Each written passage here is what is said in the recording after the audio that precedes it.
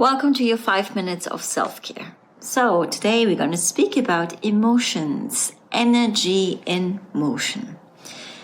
There are moments when we get triggered. Of course, we all know what triggers mean. So if we get triggered, what do? We have a choice. We have a choice. We do what we normally would do and react, explode maybe, become angry, sad, yell, whatever reaction we normally love to indulge ourselves with. I'm saying this very deliberately because sometimes we just feel like we need to react and vent. I give you a different notion about this. What about if we first pause, step back, and say to ourselves, what can I learn out of this? I have been now studying the Kabbalah, which is mysticism derived from and founded in Judaism. And it's a way of living in a different, knowing that we have triggers and we need to shine the light on the dark and work with these triggers. And what we have learned so far is we say to ourselves, pause, step back, and say to ourselves, what a pleasure, because I get the opportunity to learn something now again that is definitely going to uplift me and level up in my consciousness level and shine light to my darkest corners within me. Because eventually, if we really want to change something in our life, we need to transform and we need to change within. To change just gets invoked within.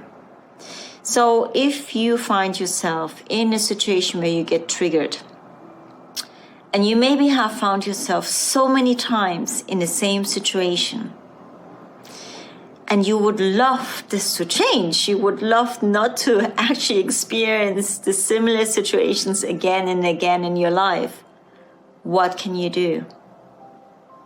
I tell you what you can do. You can look at it, because the common denominator is you in a similar situation. And it's not everyone else's fault or the situation's fault. It is our own responsibility. So when we deliberately choose to do something different, to do something differently, to actually respond rather than react, step back, pause. What a pleasure. Don't react, take yourself time. Go into this emotion that gets triggered. If this is sadness, grief, or anger, normally when we feel angry, it changes to sadness and to grief and to loss. And then if we take ourselves time, we can respond to the situation better, because in the heat of the emotion, we tend to make mistakes.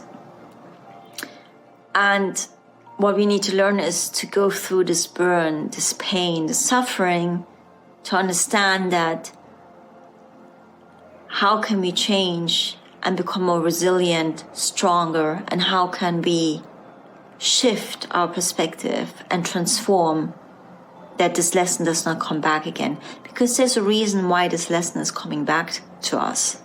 Because we need to learn something from it.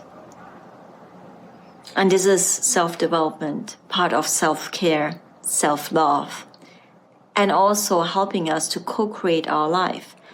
Normally when we have endured something really, really, really painful, something good is going to come after that, unless we learn that lesson and we shine the light on that darkest part of oneself.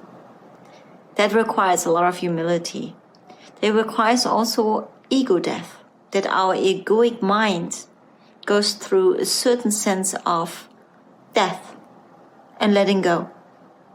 Some people in the spiritual world would call it the dark night of the soul. shadow work, whatever suits you.